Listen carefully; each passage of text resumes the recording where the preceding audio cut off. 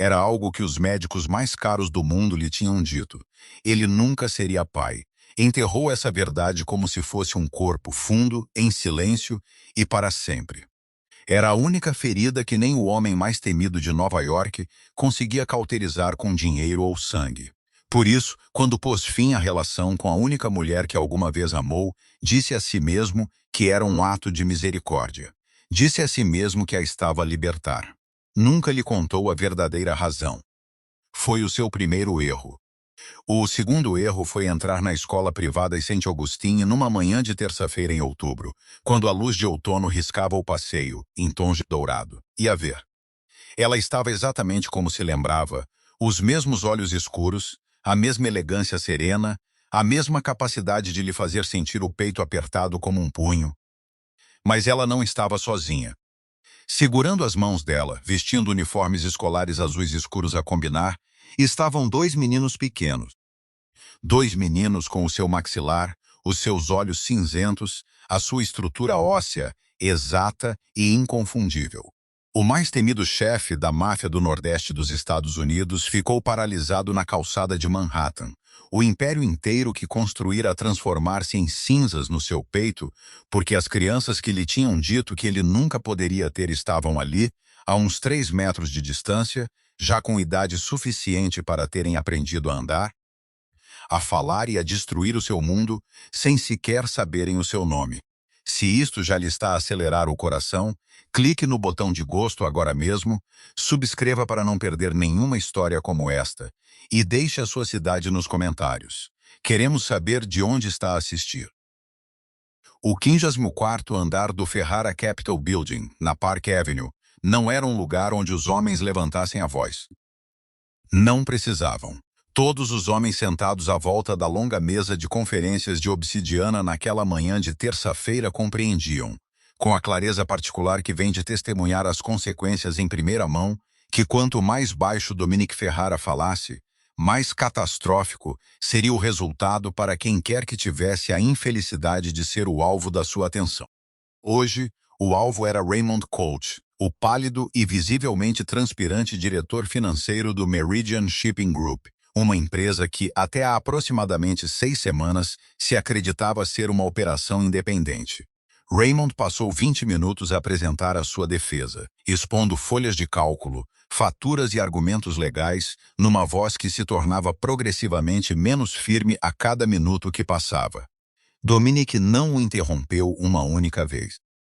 Sentou-se à cabeceira da mesa num fato sob medida cinza-carvão, as suas grandes mãos cruzadas com total imobilidade sobre a mesa à sua frente, e ele ouviu. Quando Raymond finalmente terminou, arrumando os seus papéis, com a energia nervosa de um homem que acabou de perceber que a sala em que entrou era, na verdade, um tribunal, Dominic ficou em silêncio por exatamente 7 segundos. Marco, o seu subchefe, que estivera junto à parede oposta durante toda a reunião, contou-os. Ele contava sempre. Quanto mais longo o silêncio, pior seria. Dominic inclinou-se para a frente e fechou a pasta de folhas de cálculo que Raymond tinha deslizado pela mesa. Ele não a abriu. Não precisava. Ele tinha revisto todos os documentos na noite anterior, cruzado cada dado com 3 relatórios forenses independentes, e já sabia precisamente onde a aritmética criativa de Raymond tinha tentado ocultar os 2,3 milhões de euros em taxas portuárias desviadas que pertenciam contratualmente e agora permanentemente ao Ferrara Syndicate. Quando Dominic finalmente falou, a sua voz era baixa e quase conversacional, carregando os vestígios tênues de um sotaque romano que 3 décadas em Nova York nunca tinham apagado completamente. Ele disse a Raymond, sem elevar a voz um único grau acima do seu registro normal, que a Meridian Shipping transferiria o controle operacional total dos seus terminais em Boston e Baltimore para a subsidiária de logística da Ferrara Capital, até ao final da semana de trabalho. Disse-lhe que as taxas desviadas, com juros calculados a uma taxa que Raymond encontraria descrita no documento que o seu advogado receberia por correio antes do meio-dia, seriam devolvidas na íntegra no prazo de 30 dias. E disse-lhe, como nota final que foi entregue com a mesma calma agradável de tudo o que a precedeu, que Raymond era bem-vindo a procurar qualquer via legal que acreditasse poder ser produtiva. Dominic endireitou então seu botão de punho, pegou no telefone da mesa e saiu da sala sem mais uma palavra, os seus passos silenciosos no chão polido. Raymond sentou-se à mesa por um longo momento após a porta se fechar, a olhar para a parede onde Dominic estivera. Marco recolheu a pasta, acenou uma vez à equipa jurídica e seguiu o seu chefe para fora. No elevador, a descer de volta para o átrio, Marco observou, como já tinha observado em aproximadamente 300 ocasiões semelhantes, que Dominic acabara de desmantelar a existência profissional de um homem sem nunca ter de pegar em algo mais afiado do que uma frase. Marco Vitelli era o subchefe de Dominic Ferrara há 11 anos, e a sua coisa mais próxima de um confidente há 9.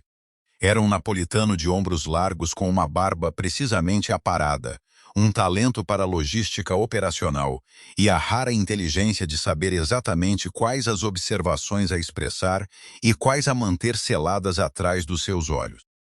Tinha visto Dominic construir o Ferrara Syndicate de uma operação respeitada mais regional para a força controladora dominante de todos os principais corredores portuários do Nordeste, de Boston a Baltimore. Tinha-o visto conduzir guerras com a precisão de um mestre de xadrez, absorver traições sem pestanejar e manter uma compostura absoluta e impenetrável através de investigações federais, agressão de famílias rivais e um inquérito congressional que durou 18 meses e não produziu nada admissível. Tinha também visto, com a atenção cuidadosa da periferia de um homem que genuinamente respeitava o seu empregador, Dominic Ferrara carregar algo privado e corrosivo durante 3 anos, sem nunca o largar. Não era um negócio que o desgastava. O negócio para Dominic era uma extensão da respiração, necessária, automática e raramente desgastante além da logística. Era outra coisa. Algo que vivia numa gaveta inferior do seu escritório privado, numa pasta Manila que Marco nunca fora convidado a rever, mas cuja existência ele conhecia exatamente há tanto tempo quanto a quietude particular nos olhos de Dominic existia. A quietude tinha chegado há 3 anos, na mesma semana em que Helena Vasquez deixara de ser um nome na agenda de Dominic e se tornara, em vez disso, um nome que ninguém na organização mencionava na sua presença. Não porque alguém tivesse sido explicitamente instruído a não o fazer. Porque a qualidade do ar numa sala mudava quando o assunto se aproximava da sua vizinhança, e homens que sobreviviam no mundo de Dominic Ferrara tinham aprendido a ler a pressão atmosférica como marinheiros leem o tempo. Naquela terça-feira de manhã, após a reunião da Meridian ter terminado e a equipa jurídica se ter dispersado, Dominic regressou ao seu escritório privado e fechou a porta. Ficou à janela do chão ao teto por um momento, olhando para a grelha geométrica de Manhattan abaixo, as ruas já densas com a particular luz âmbar de outubro que tornava a cidade brevemente, enganosamente bela. Depois atravessou a sua secretária, abriu a gaveta inferior com a sua chave e retirou a pasta Manila. Sentou-se e abriu-a. O papel timbrado dizia Johns Hopkins Hospital, Department of Reproductive Endocrinology. A data era 3 anos e 2 meses. A linguagem do relatório era clínica e precisa, o tipo de prosa que entregava devastação sem desculpa, da maneira que um engenheiro estrutural poderia relatar que a fundação de um edifício estava para além do reparo. 2 assinaturas na última página. 2 dos mais proeminentes especialistas na área. A conclusão na página final tinha 4 frases e era inteiramente inequívoca. Dominic leu-a, como a lia aproximadamente uma vez por mês, não porque as palavras alguma vez mudassem, mas porque havia algo nele que precisava de continuar a confirmar a realidade disso, da maneira que um homem com uma ferida crônica precisa de continuar a verificar se ela não curou incorretamente. Fechou a pasta. Trancou a gaveta. Pegou no telefone e respondeu a 14 mensagens. Continuava a sua secretária 1 hora depois, quando Marco bateu 2 vezes e entrou com o briefing da tarde. Entre os itens, discrepâncias de manifestos portuários em Baltimore, uma chamada agendada com o seu contacto bancário de Zurique, a lista de convidados para o almoço beneficente anual da St. Augustine's Academy, que a Ferrara Capital patrocinava anonimamente na ordem de 400 mil euros por ano. Marco mencionou, com a cuidadosa neutralidade de um homem que deixa cair algo na água e observa as ondulações, que a lista de convidados confirmados para o gala incluía vários nomes notáveis da comunidade artística e cultural de Nova York. Incluindo, observou, uma Helena Vasquez, recentemente regressada de Milão, que operava atualmente um estúdio de restauro em Tribeca. As mãos de Dominic ficaram imóveis na secretária. A sala estava muito silenciosa. Marco não o olhou diretamente. Após um momento, Dominic disse-lhe que o briefing estava concluído, e Marco saiu sem fazer uma única pergunta de seguimento. Essa era a coisa sobre Marco. Ele sabia sempre quando a conversa tinha terminado. Dominic não regressou à pasta na gaveta. Sentou-se em vez disso com a memória que as palavras de Marco tinham desbloqueado, como uma chave gira numa fechadura que esteve selada durante anos. Helena à sua bancada de cozinha no apartamento na Upper East Side, a rir de algo na rádio, o seu cabelo escuro solto, a virar-se para lhe dar uma caneca de café com a intimidade fácil e inconsciente de uma mulher completamente em casa num espaço. Helena no terraço de pedra da Vila Amalfi, a ler com os pés encolhidos, o Mediterrâneo estendido abaixo deles em todas as tonalidades de azul que a cor é capaz de produzir. Helena dizer-lhe, uma vez, numa voz baixa, que ela achava que seria uma boa mãe um dia, sem o pressionar. Apenas a partilhar algo verdadeiro sobre si mesma, como sempre fazia, com uma franqueza e uma abertura que ele nunca tinha encontrado em mais ninguém, e que nunca, nos anos seguintes, deixou de sentir falta com uma consistência que beirava um sintoma físico. E depois a última memória, a que vivia numa categoria diferente das outras, a mesa de jantar no apartamento da Upper East Side, há 3 anos. Dominic sentado em frente a ela, com uma expressão que tinha construído com a mesma precisão que trazia a cada desempenho que a sua posição exigia, dizendo-lhe numa voz medida e calma que a relação tinha chegado à sua conclusão natural. Que ela merecia uma vida que ele não era capaz de lhe proporcionar. Que ela deveria ir construir algo real com alguém capaz de lhe dar tudo o que ela queria. Ele tinha visto a cor sair do rosto dela. Tinha visto os olhos dela passar por 3 emoções distintas no espaço de 30 segundos: choque, descrença, e finalmente uma compreensão calma e devastadora de que ele não ia reconsiderar. Ela não implorou. Ela não gritou. Ela simplesmente olhou para ele por um longo momento com aqueles olhos escuros que sempre tinham visto mais dele do que era confortável, e então levantou-se, pegou no seu casaco da cadeira ao lado dela, e saiu. Ele não a parou. Sentou-se à mesa de jantar sozinho por muito tempo depois disso, dizendo a si mesmo que o que acabara de fazer era a coisa mais generosa que ele era capaz de fazer. Que uma mulher que queria filhos, que seria extraordinária nisso, que merecia a arquitetura completa de uma família, não deveria passar a vida com um homem que nunca lhe poderia dar isso. Ele disse isto a si mesmo com tanta convicção e repetiu-o tão consistentemente ao longo dos 3 anos seguintes que se calcificou em algo que se assemelhava à paz. Na manhã seguinte, Dominic endireitou a gravata no banco traseiro do seu Rolls-Royce Cullinan blindado, enquanto este se movia pelas ruas âmbar de outubro de Manhattan em direção à St. Augustine's Academy. Era uma aparição de rotina, uma obrigação filantrópica. Ele não tinha motivo para esperar nada em comum. A cidade movia-se à volta do carro na sua maneira familiar e indiferente, e Dominic olhava pela janela escurecida com a expressão composta e atenta de um homem totalmente no controle do seu mundo. Dominic Ferrara tinha passado 3 anos a fazer as pazes com o que nunca poderia ter. Em exatamente 11 minutos, essa paz seria incinerada na calçada de Manhattan, e o homem controlado e intocável em que se transformara começaria a rachar de dentro para fora. O Rolls-Royce Cullinan parou suave e silenciosamente junto ao passeio da West 84th Street, precisamente às 8h47 da manhã.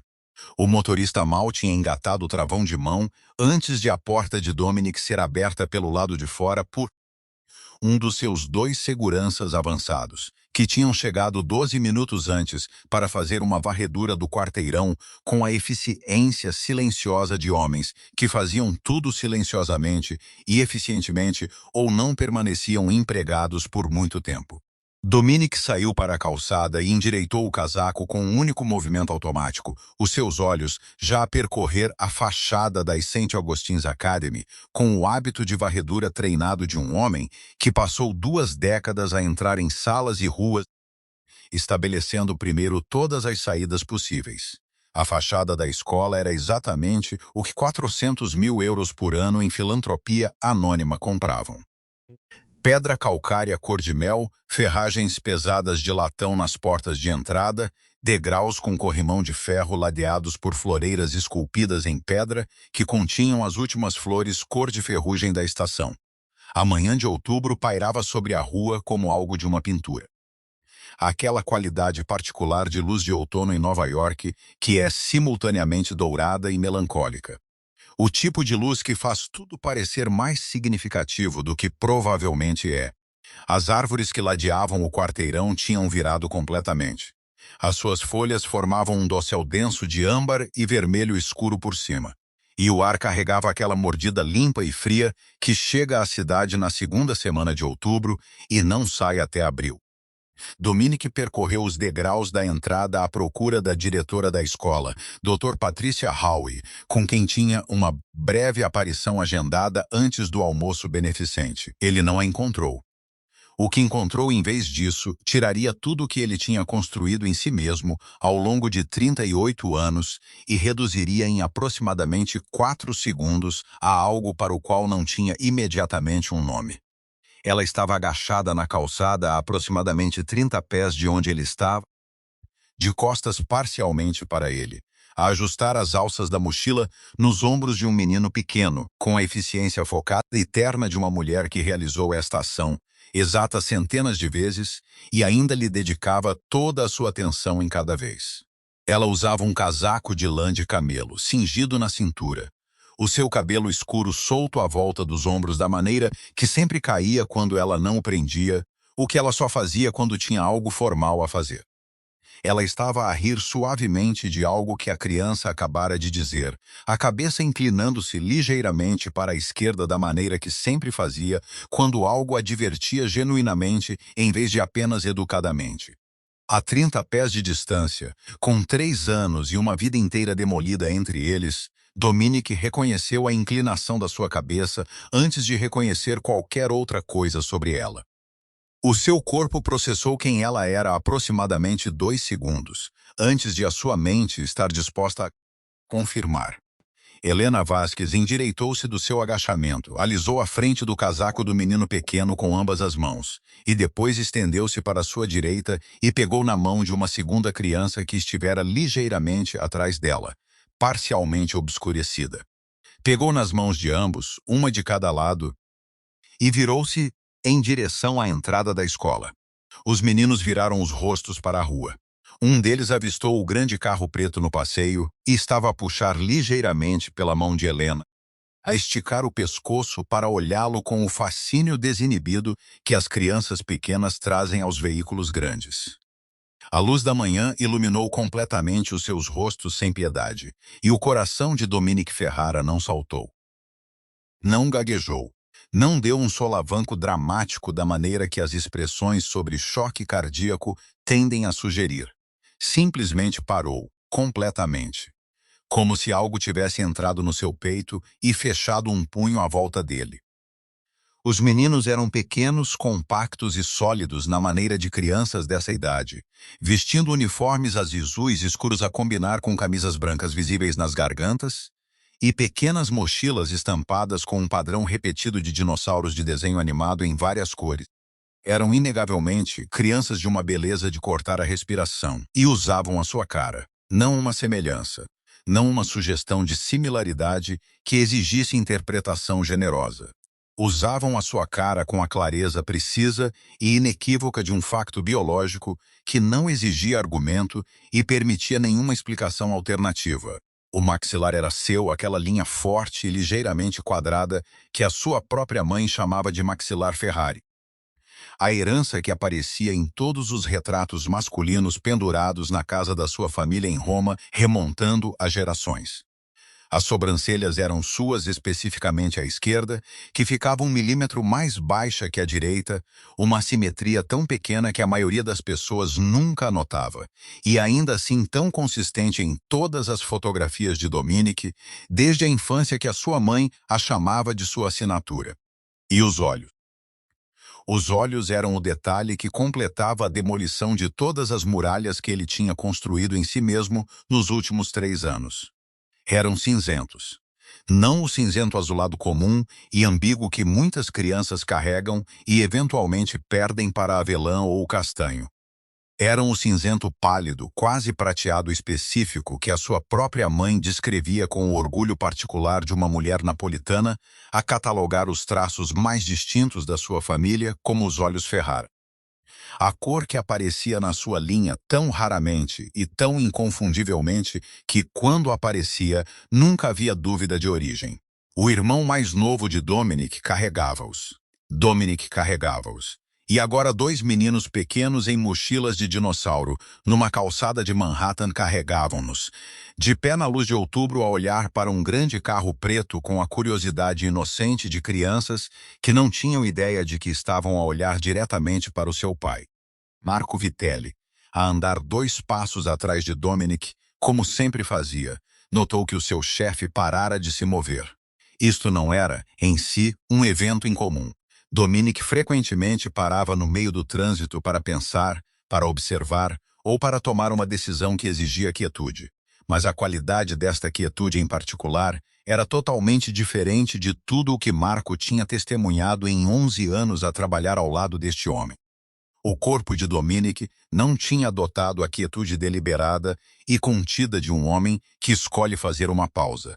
Tinha adotado a quietude involuntária e absoluta de um homem que tinha sido fisicamente parado por algo que o seu sistema nervoso ainda não conseguia processar em movimento. A cor tinha desaparecido do seu rosto de uma maneira que Marco nunca tinha visto, nem em salas de conselho, nem durante buscas federais, nem durante a única ocasião há 3 anos em que a bala de um assassino tinha arranhado o ombro de Dominic numa estrutura de estacionamento em Newark. Dominic tinha terminado a conversa que estava a ter antes de reconhecer que estava a sangrar. Marco seguiu a linha do olhar do seu chefe para a calçada em frente à escola. Viu a mulher do casaco de camelo. Viu os 2 meninos pequenos. Olhou para os rostos dos meninos à luz da manhã e depois olhou para o rosto de Dominic e depois voltou a olhar para os meninos. Marco Vitali não era um homem dado a exibições emocionais ou a conclusões precipitadas. Mas a matemática do que ele estava a ver não era complicada, e ele era um homem inteligente. Ficou completamente em silêncio, deu um passo para trás e ficou muito interessado na distância média. Um dos meninos puxou a mão de Helena e apontou para o Rolls-Royce com a franqueza de uma criança que ainda não aprendeu a suprimir os seus impulsos. Helena olhou para o carro com o olhar automático de um pai a seguir a atenção do seu filho. E então ela olhou para além do carro e viu-o. A transformação no seu rosto foi algo que Dominic sentiu fisicamente, através de 30 pés de ar de outubro, mais agudamente do que tinha sentido o arranhão de uma bala numa estrutura de estacionamento em Newark. O calor deixou a sua expressão da maneira que a luz deixa uma sala quando uma porta se fecha, não gradualmente, mas imediatamente, completamente, e com uma finalidade que tornou a ausência resultante mais pronunciada do que a presença tinha sido.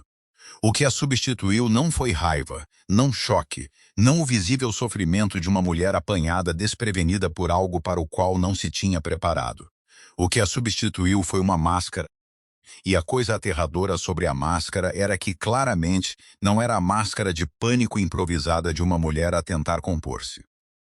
Era uma máscara que tinha sido construída cuidadosamente, ao longo de um tempo significativo, a partir de material mais duro e durável do que qualquer coisa de que ela fosse feita quando ele a conheceu.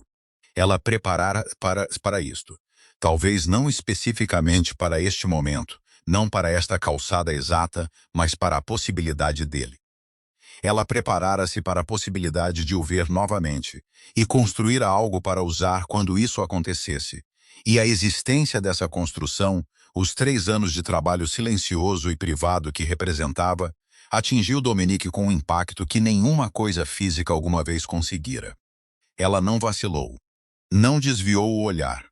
Agachou-se, disse algo baixo a cada menino, deu um beijo em cada uma das suas testas com a ternura sem pressa de uma mulher que se recusava a deixar que a sua própria crise roubasse um único momento de calor aos seus filhos, e passou as suas mãos a um monitor de sala de espera que aparecera no topo dos degraus. Depois endireitou-se, alisou a frente do seu casaco uma vez com ambas as mãos, e caminhou em sua direção. Ela não esperou que ele viesse ter com ela. Cruzou a distância entre eles sozinha, com o queixo nivelado e a coluna direita, e parou a 3 pés de onde ele estava. De perto ela era diferente e completamente a mesma. Os 3 anos tinham se instalado nela com uma qualidade que não era envelhecimento, mas sim uma espécie de refinamento, da maneira que certos materiais se tornam mais eles mesmos sob pressão sustentada. Ela ainda era a mulher mais bonita ao lado de quem ele alguma vez estivera, mas a beleza tinha um peso diferente agora, menos aberta, mais construída, carregando a gravidade específica de uma pessoa que sobreviveu a algo e escolheu não ser diminuída por isso.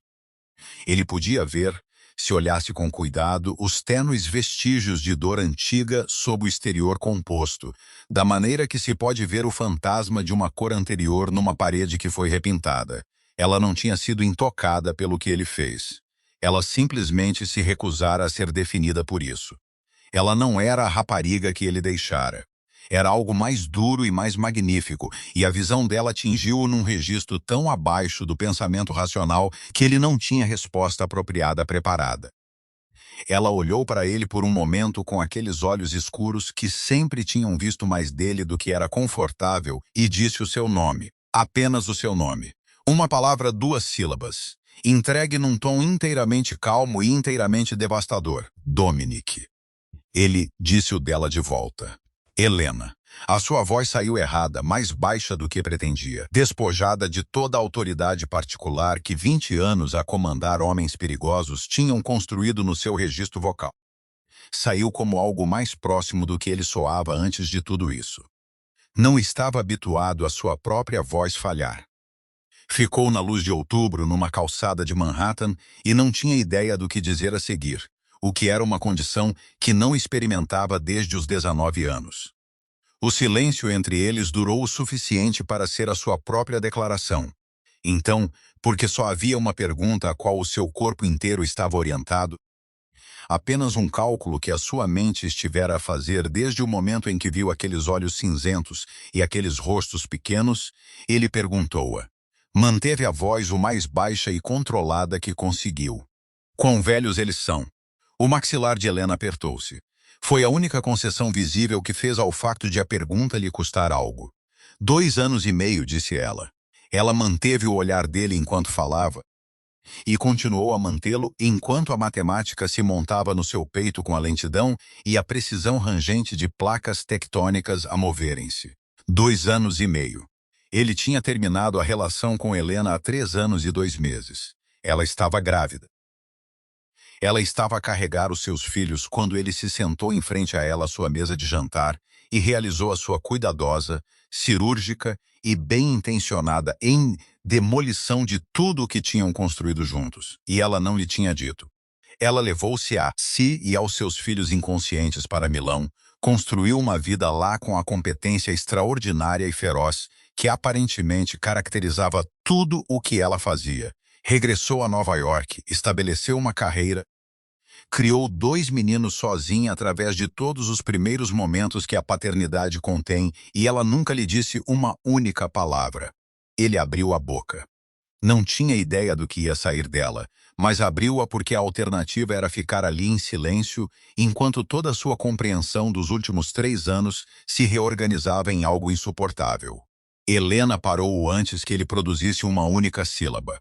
A sua voz permaneceu baixa e inteiramente controlada, Mas por baixo do controlo havia algo que fora comprimido durante 3 anos, sob pressão extraordinária, e a sua contenção era uma força mais poderosa do que qualquer explosão teria sido. Você fez a sua escolha muito claramente, Dominic, disse ela. Você não tem o direito de olhar para eles assim. Ela manteve o olhar dele por mais um segundo, tempo suficiente para garantir que ele tinha recebido todas as palavras com todo o peso pretendido. Depois virou-se, caminhou de volta em direção à entrada da escola, subiu os degraus de pedra e passou pelas pesadas portas de latão, que se fecharam atrás dela com um som que era demasiado baixo para o que representava. Dominique ficou na calçada. A luz de outubro continuou o seu trabalho dourado e indiferente nos edifícios e nas árvores. A cidade moveu-se à sua volta com a sua característica e magnífica indiferença. Marco estava a 2 passos atrás dele e não disse nada, porque não havia nada em nenhuma língua que tivesse sido apropriado. Há 3 anos, Dominic Ferrara tinha partido o coração de Helena Vasquez porque acreditava que era a única coisa generosa que lhe restava fazer por ela. De pé naquela calçada, a vê-la afastar-se dele pela segunda vez, ele compreendeu com clareza absoluta e chocante que tinha estado catastroficamente errado sobre tudo. As 48 horas que se seguiram a calçada fora da St. Augustine's Academy foram, por qualquer padrão externo mensurável, completamente irrelevantes. Dominic Ferrara chegava ao seu escritório todas as manhãs à mesma hora. Atendia às suas chamadas. Revia os seus relatórios. Assinava os documentos que exigiam a sua assinatura e delegava os que não. Comia minimamente a sua secretária. Teve uma breve reunião com a equipa jurídica marítima do sindicato sobre a transferência do terminal de Baltimore. Para qualquer um que o observasse de fora da frequência particular necessária para ler Dominic Ferrara com precisão, ele estava a funcionar com a sua característica compostura impenetrável. Marco Vitelli não o observava de fora dessa frequência. Marco passara 11 anos a calibrar-se para o registro certo, e o que ele viu durante essas 48 horas foi um homem a fingir normalidade sobre uma fundação que fora estruturalmente comprometida de uma maneira que nenhuma reparação externa poderia resolver. Ele viu isso numa qualidade específica de silêncio que ocupava o escritório entre tarefas. Não o silêncio produtivo e pensativo em que Dominic habitualmente habitava, mas um silêncio mais pesado e pressurizado, o tipo que se acumula quando uma mente está envolvida num único problema, consumindo a exclusão de todo o resto. Ele viu isso em 2 reuniões do sindicato que Dominic cancelou, enviando Marco em seu lugar com instruções e autoridade para concluir ambas. Algo que não acontecera uma única vez em 5 anos de liderança de Dominic. E ele viu, mais claramente, o que Dominic fez à sua secretária durante 6 horas no segundo dia, quando acreditava que Marco estava a coordenar a logística de Baltimore por telefone na sala adjacente e, portanto, não estava a ser observado. Marco não estava na sala de adjacente.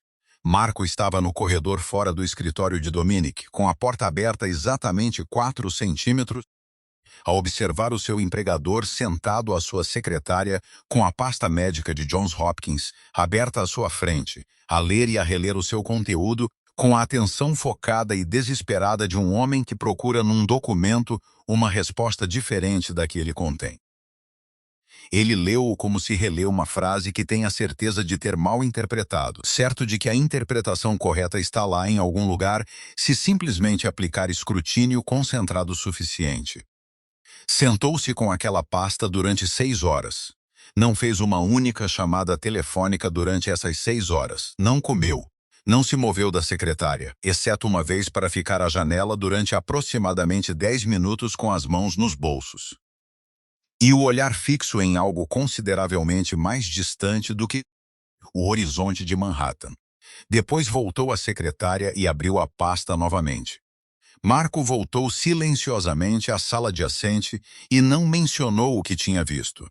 Ele, no entanto, começou a fazer as suas próprias investigações silenciosas porque Marco Vitali não tinha sobrevivido 11 anos como subchefe do homem mais implacavelmente estratégico do Nordeste dos Estados Unidos, esperando que lhe dissessem o que era preciso.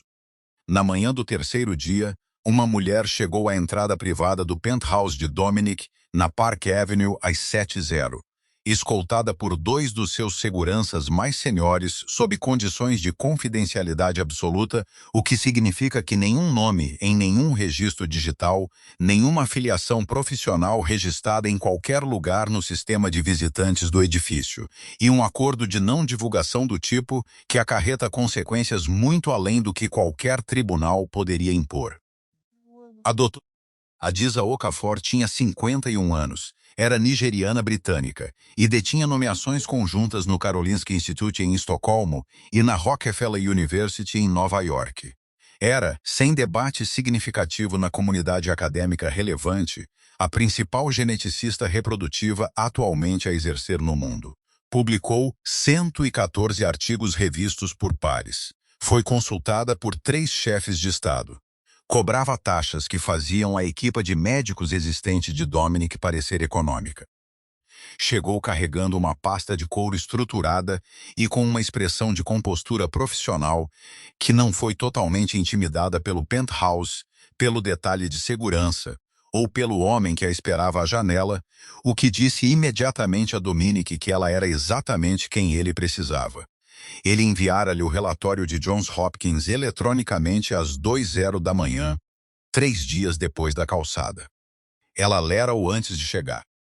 Dominic deu-lhe o relatório original completo, todos os documentos de apoio e o seu histórico médico completo dos 5 anos anteriores.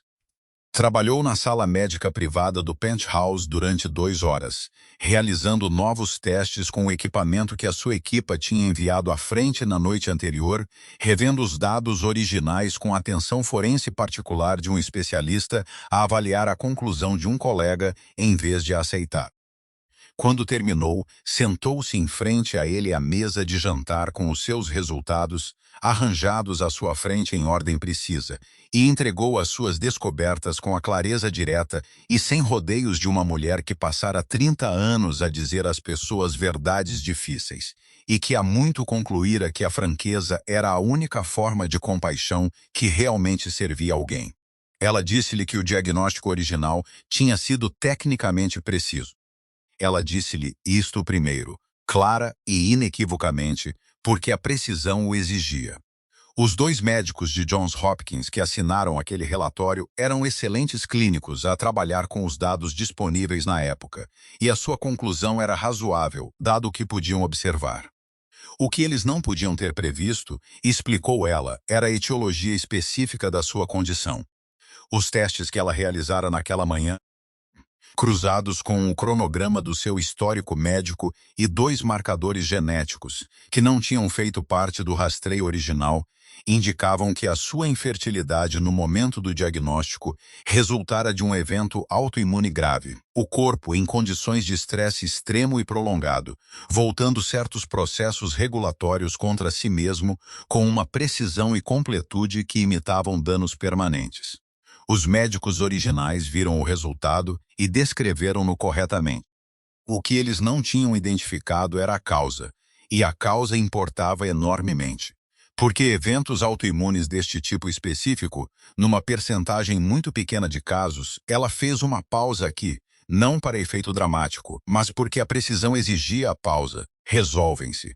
Parcialmente, por vezes substancialmente, dentro de 18 a 24 meses após a remoção do fator desencadeante. O prognóstico original de permanência fora a conclusão medicamente responsável com base no que era conhecido. No caso específico de Dominic, estava errado. Ele recebera uma sentença permanente para uma condição temporária. Ele estava a viver há 3 anos dentro de uma mentira contada a ele não por qualquer pessoa com intenção maliciosa, mas pelos limites do que a medicina podia ver na época, o que era, de certa forma, pior do que ser deliberadamente enganado, porque o deixava sem ninguém a culpar exceto a máquina impossível e indiferente da realidade biológica. A doutora Okafor recolheu os seus materiais, disse-lhe que a sua equipa enviaria o relatório escrito completo através do canal seguro em 24 horas e saiu com a mesma profissionalismo composto com que chegara. O penthouse estava muito silencioso depois de a porta se fechar atrás dela. Dominic sentou-se à mesa de jantar por muito tempo sem se mover. A luz da manhã tinha mudado enquanto ela esteve lá, passando do cinzento frio e inicial das 7:00 para a luz mais cheia e quente de meio da manhã, e caía sobre a mesa num ângulo que iluminava os veios da madeira de uma maneira que Dominic se encontrou a olhar sem ver. Ele não estava a olhar para a mesa. Ele estava a olhar para a arquitetura dos últimos 3 anos, como esta fora de forma abrangente e irreversível reestruturada por uma mulher com uma pasta de couro e 114 artigos, revistos por pares.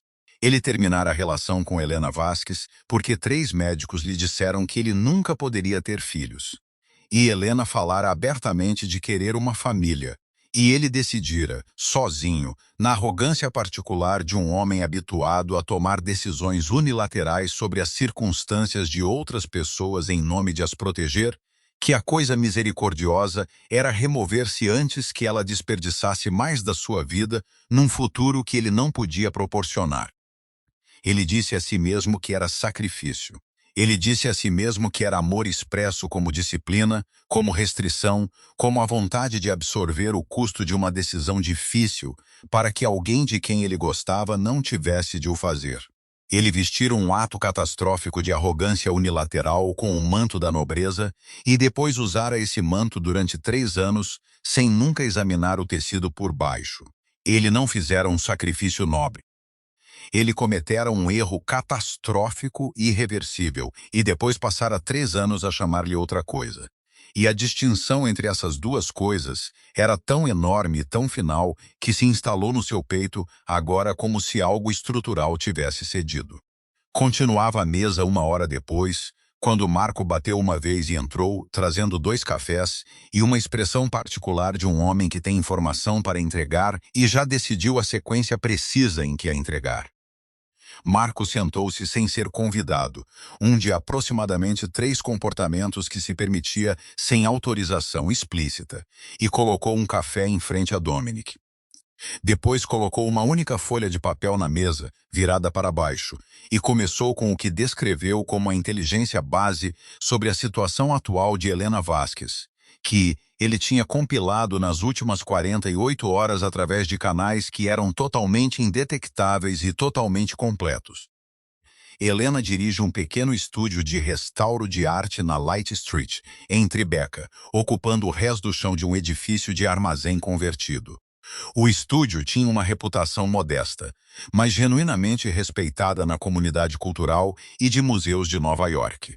Concluíra trabalhos de restauro para o Met, o Frick, e várias coleções privadas significativas nos últimos 2 anos. Mantinha uma pequena equipa de 2 assistentes a tempo parcial. As suas finanças pessoais eram estáveis, cuidadosamente geridas e totalmente autogeradas. Ela não tinha parceiro romântico. Tinha um círculo próximo de talvez 4 amigos de confiança. Vivia no apartamento acima do estúdio com os meninos, uma disposição que lhe permitia estar a menos de 30 pés dos seus filhos em todos os momentos durante o dia de trabalho, o que Marco observou que não era um acidente. Ela tinha projetado toda a sua vida profissional em torno da geometria de estar disponível para eles. Marco fez uma pausa antes da próxima informação, e a pausa era a pista. Marco só parava quando algo ia custar a Dominic algo significativo para ouvir. Os meninos, disse Marco, cujos nomes eram Luca e Nico, eram, segundo todos os relatos, crianças notavelmente inteligentes e enérgicas que tinham herdado a franqueza da mãe e aparentemente um entusiasmo por factos relacionados com dinossauros que beirava o acadêmico. Frequentavam as St. Augustines com uma bolsa parcial que Helena tinha solicitado e recebido por mérito. E eles tinham, continuou Marco, escolhendo cada palavra com o cuidado de um homem, a colocar itens numa superfície que sabe ser instável, desenvolvido um hábito, o tipo de hábito que crianças pequenas desenvolvem quando estão a navegar algo para o qual não tem linguagem completa, de contar a outras crianças na escola que o seu pai era um astronauta, ou um explorador de águas profundas, ou, numa ocasião que uma professora achou aparentemente encantadora e comovente, um homem que vivia num submarino e não podia voltar para casa porque o oceano precisava dele. Helena só lhes tinha dito que o pai deles vivia muito longe. As crianças tinham construído o resto com os materiais que a imaginação e a saudade fornecem a meninos pequenos que são velhos o suficiente para sentir uma ausência e ainda não velhos o suficiente para compreender. Dominique pegou no seu café. Segurou-o sem o beber. Marco esperou. Após um momento, Dominique pousou-o novamente e não disse nada porque não havia nada a dizer que fosse proporcional à informação que acabara de receber, e ele aprendera há muito tempo que a ausência de resposta era muitas vezes mais precisa do que quaisquer palavras disponíveis. Marco então virou a folha de papel que colocara virada para baixo na mesa, e a qualidade da conversa mudou completamente. A família Vitali, o sindicato genovese, que controlava os portos de pesca do norte da Nova Inglaterra, cujas operações a recente aquisição do corredor de Boston por Dominique perturbara direta e significativamente, tinham, nas últimas 3 semanas, começado uma campanha de inteligência organizada visando indivíduos no círculo pessoal e profissional de Dominique. Eles ainda não estavam a mobilizar-se para confronto direto. Estavam a construir dossiês de alavancagem. Estavam a fotografar, a documentar e a cruzar dados de qualquer pessoa conectada a Dominique que pudesse representar um ponto de pressão. Um operativo de vigilância Vitali fora identificado positivamente em fotografias tiradas fora da St. Augustine's Academy na segunda-feira de manhã, o dia antes da própria aparição de Dominique lá. O operativo ainda não fizera qualquer ligação entre Helena e Dominique. A escola estava numa lista de instituições associadas ao portfólio de filantropia da Ferrara Capital, e a vigilância nesta fase parecia ser ampla em vez de direcionada. Mas a vigilância ampla tinha uma tendência a tornar-se direcionada, observou Marco baixinho, particularmente quando o assunto dessa vigilância era tão visualmente distinto como 2 meninos pequenos que carregavam o rosto de uma família específica nos olhos cinzentos de uma família específica. Eles ainda não sabiam. Mas a distância entre não saber e saber estava a diminuir, e no mundo de Dominique, o espaço entre esses 2 pontos era onde as coisas mais perigosas aconteciam. Dominique levantou-se da mesa. Abotoou o botão do meio do seu casaco com uma mão, um hábito que Marco reconheceu como gesto físico que acompanhava uma decisão a ser finalizada em vez de ainda a formar-se. Disse a Marco para tirar 4 dos seus homens de segurança mais confiáveis das suas rotações atuais e colocá-los em roupa civil à volta do edifício de Helena na Lake Street e à volta da St. Augustine School até às 6h da manhã seguinte. Disse a Marco que o operativo de vigilância Vitali fotografado fora da escola deveria ser identificado, rastreado e discretamente removido da sua capacidade operacional através de qualquer método que fosse mais limpo e deixasse o menor resíduo administrativo. E disse a Marco que ele iria a Tribeca naquela noite, sozinho, exceto pelo seu motorista, para o estúdio de Helena. Não para negociar, não para alavancar nada. Não para empregar nenhum dos mecanismos que 20 anos a gerir um império lhe tinham dado para compelir situações a resolverem-se na sua direção preferida. Ele ia ir e contar a verdade. Tudo, o diagnóstico, o raciocínio, o erro, tudo o que ele lhe tinha ocultado há 3 anos em nome da misericórdia e que desde então compreendera ser algo consideravelmente menos honroso do que isso. Marco acenou uma vez, não fez perguntas, e levantou-se para sair. À porta, fez uma pausa com a mão no batente e disse, sem se virar, que Luca era, segundo relatos, o mais extrovertido dos 2 e que Nico era o quieto que via tudo. Disse-o da maneira que dizia tudo o que era significativo, como se fosse simplesmente informação, simplesmente logística, simplesmente o tipo de detalhe que um homem precisa de ter. Depois saiu. Dominique ficou no penthouse sozinho à luz de meio da manhã, com a compreensão a assentar completamente nele de que durante 3 anos ele acreditou que o seu maior ato de amor fora afastar-se. Agora compreendia que a coisa mais aterradora que alguma vez enfrentara não fora um dom rival, uma acusação federal ou o tiro de um assassino. Fora o olhar no rosto do seu próprio filho, enquanto a criança olhava para um estranho numa calçada e sentia, daquela maneira silenciosa que as crianças têm, que algo enorme estava mesmo à sua frente. Esta história está apenas a começar e já está a partir corações. Se está fisgado, clique em subscrever agora e deixe a sua cidade nos comentários abaixo. Lemos todos eles. Ele não ligou antes. Não enviou Marco com uma mensagem ou um advogado com uma carta ou qualquer um dos dezenas de mecanismos intermediários que a arquitetura da sua posição lhe tornava disponíveis para gerir situações difíceis a uma distância confortável. Veio ele próprio às 19h15, após confirmar através de Marco que a ama tinha chegado ao apartamento de Helena às 18h30 e que os meninos estariam, a essa hora, na cama. Usava um simples camisola de cachemira escura, calças escuras e o seu relógio. Nada mais que sinalizasse o que ele era, nada adaptado para projetar autoridade ou desviar vulnerabilidade. Levava apenas a pasta Manila. Disse ao motorista para estacionar a 2 quarteirões de distância e caminhou a distância restante pela noite fresca de Tribeca, sozinho, o que foi ou a coisa mais corajosa ou a mais imprudente que fizera em 20 anos, dependendo inteiramente de como a próxima hora se resolvesse. O estúdio ocupava o rés do chão de um armazém convertido na Light Street, a sua entrada marcada por uma modesta placa de latão gravada com o nome Vasquez Restoration numa fonte limpa e sem adornos. Luz quente brilhava através das altas janelas industriais. Ele bateu 2 vezes. Houve uma pausa longa o suficiente para lhe dizer que ela o tinha visto através do vidro ao lado da porta e estava a tomar uma decisão. Então a fechadura virou. Helena abriu a porta e olhou para ele. A compostura que ela trazia desde a calçada, aquela máscara cuidadosamente construída e precisamente mantida, rachou ligeiramente nas bordas, e ele compreendeu por quê. Ela preparara-se para Dominic Ferrara num fato, blindado com os adornos do seu império, e o que estava à sua porta em vez disso era algo mais próximo do homem por quem se apaixonara primeiro, despojado de tudo o que ele usava para manter o mundo à distância correta. A rachadura selou-se em menos de 2 segundos.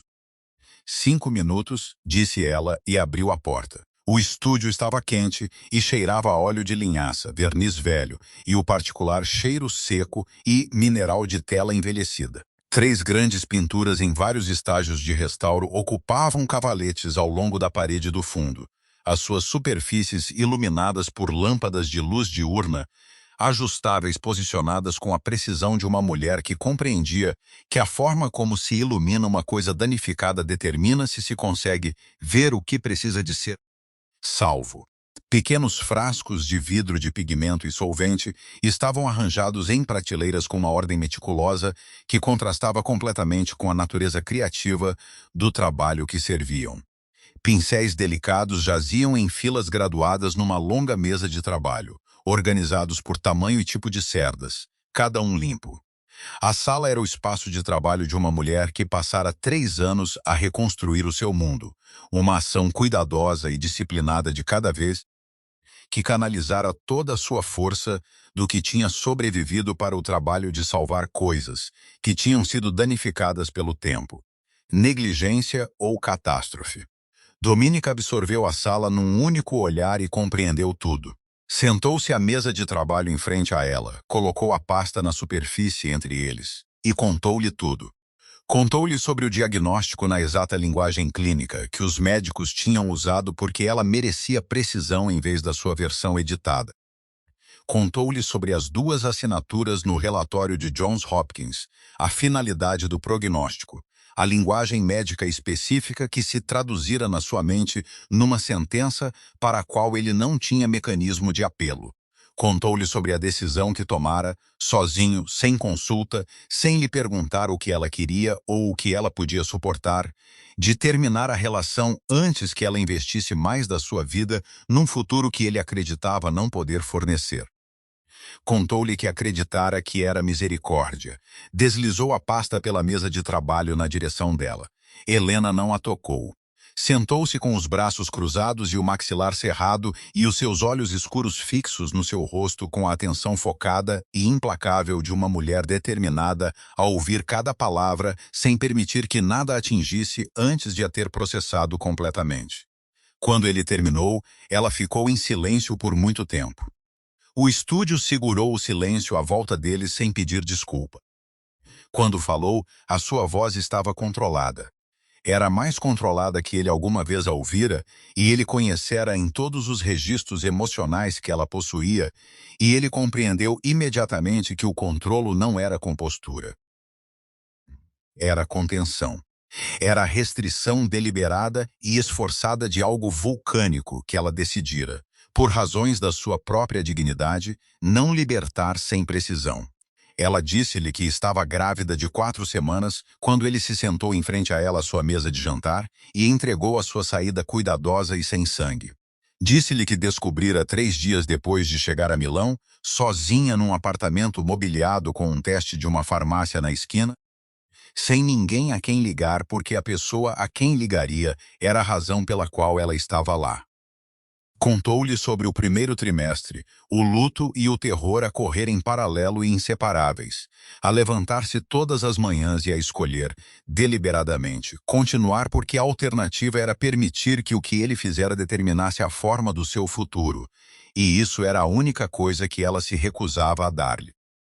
Contou-lhe sobre o trabalho em contratos de restauro com horários malucos, sobre aprender a dobrar um carrinho de bebê com uma mão enquanto segurava uma chamada telefônica com um curador de museu com a outra, sobre sobreviver às suas febres sozinha às 2 da manhã com nada além do seu próprio julgamento e do que a linha de apoio pediátrico podia oferecer, sobre assistir aos seus primeiros passos sem uma única pessoa ao seu lado que compreendesse o que lhe custava ter construído algo tão magnífico inteiramente sem ele.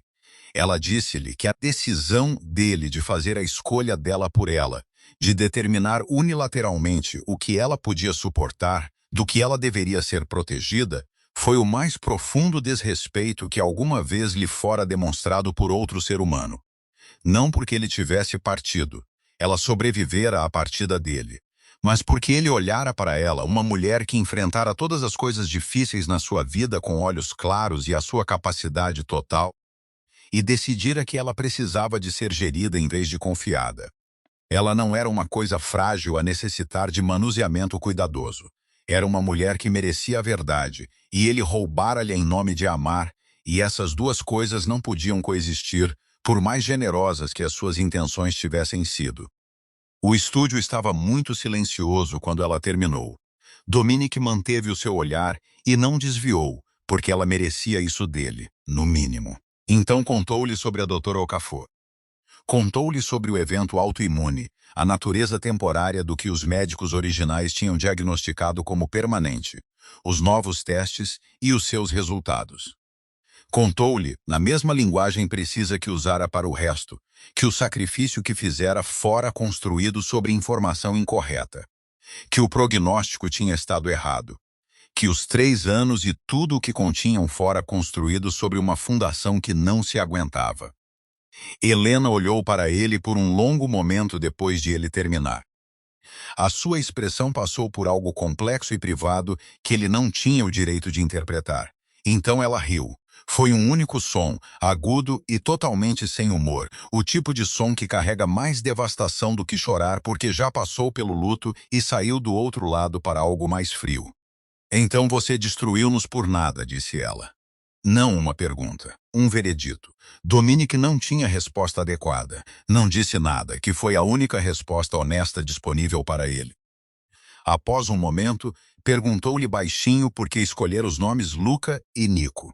O maxilar de Helena partiu-se então, não totalmente, não catastroficamente, mas genuinamente, da maneira que as coisas mais cuidadosamente mantidas se partem quando uma pressão específica encontra o ponto exato. Luca, disse ela, era o nome do avô dela, o homem que a criara depois de os seus pais morrerem, que lhe ensinara o trabalho de restauro no seu estúdio de Roma quando ela tinha 11 anos, que fora a primeira pessoa a tratar a sua inteligência e a sua capacidade como algo a ser cultivado em vez de gerido. E Nico, disse ela, e fez uma pausa, e a pausa continha tudo.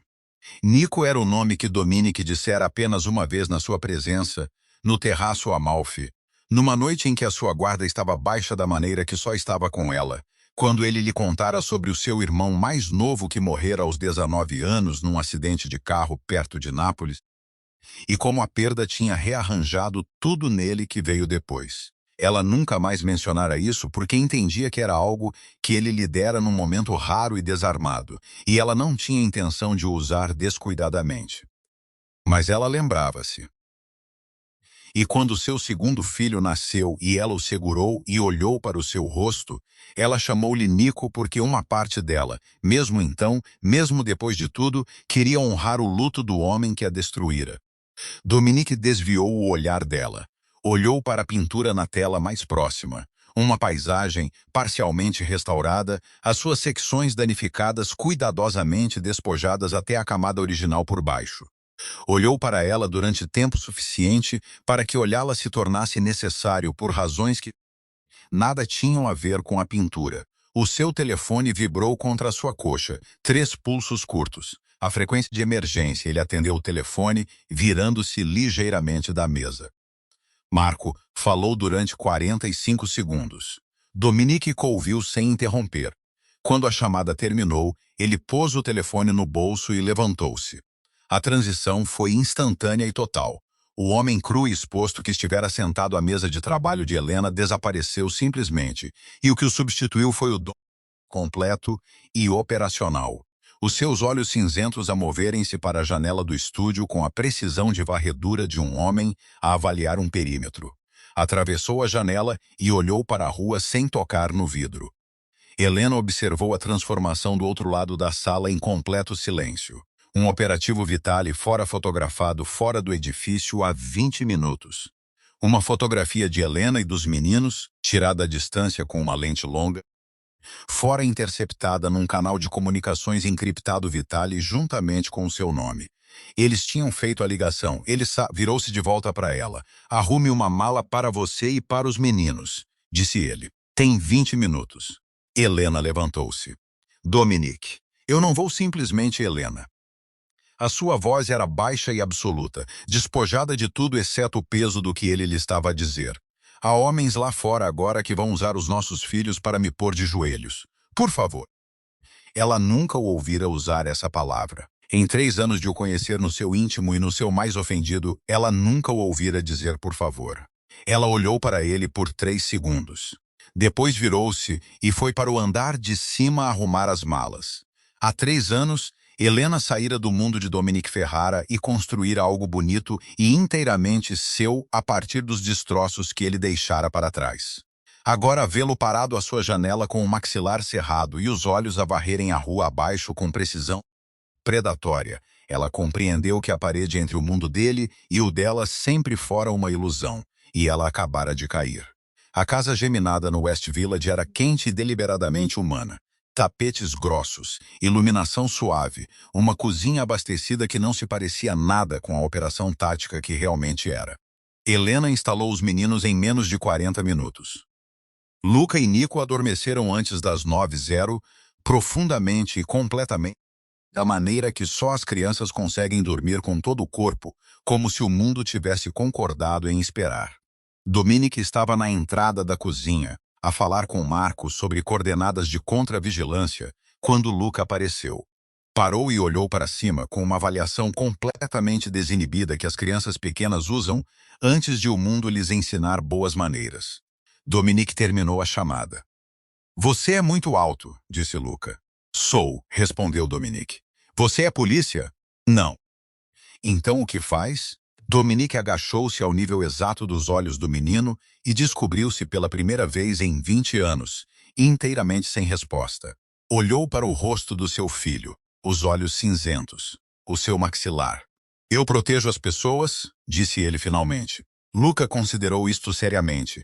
A nossa mamãe também protege as pessoas. Ela é muito boa nisso. Depois voltou para a sala de estar. Dominic ficou agachado no chão da cozinha um momento mais longo do que o necessário. Ao jantar, Nico olhou para Dominic do outro lado da mesa, a meio da refeição, ele pousou o garfo. Você tem os mesmos olhos que eu e o Luca. A mesa ficou completamente imóvel. Helena olhou para o seu prato. Dominic olhou para o seu filho. Sim, disse ele baixinho. Temos. Nico assentiu, satisfeito, e voltou para sua massa. Às 2 da manhã, o alarme de perímetro disparou. 3 operativos Vitali tinham invadido o quarteirão. Dominic subiu e posicionou-se diretamente em frente à porta do quarto dos meninos e ficou ali, completamente imóvel, completamente inamovível, durante 14 minutos até Marco ligar a dizer que estava tudo livre. Alaina ficou no topo das escadas a observá-lo. Nenhum dos dois falou. Mas algo passou entre eles naquele corredor que se reorganizou permanentemente no que quer que eles fossem um para o outro. Ao amanhecer, a família Vitali tinha acabado. Dominic sentou-se à mesa da cozinha com 2 canecas de café já feitas quando Alaina desceu. A dela era preta com uma colher de açúcar mascavado. Ambos sabiam que não era uma coisa pequena. Ele disse-lhe que queria conhecer os seus filhos. Ele ganharia o direito de estar presente, começando do zero, construído apenas através de ações e tempo. Ele nunca mais se afastaria de Luca e Nico. Alaina disse-lhe que a confiança não era um sentimento, era uma prática. Ela não tomaria uma decisão sobre eles numa cozinha na manhã após um tiroteio, mas ela deixá-lo-ia conhecer os seus filhos, devidamente, com o conhecimento completo deles de quem ele era para eles. Mais tarde naquela manhã, Alaina sentou-se no tapete da sala com os meninos e disse-lhes que o homem alto com os olhos cinzentos era alguém muito importante. Alguém com quem eles partilhavam algo. Nico olhou imediatamente para a porta onde Dominic estava de pé e disse, "Ele é o nosso papá?" Dominic atravessou a sala e sentou-se no chão ao nível deles e disse, "Sim." Luca exigiu factos sobre dinossauros.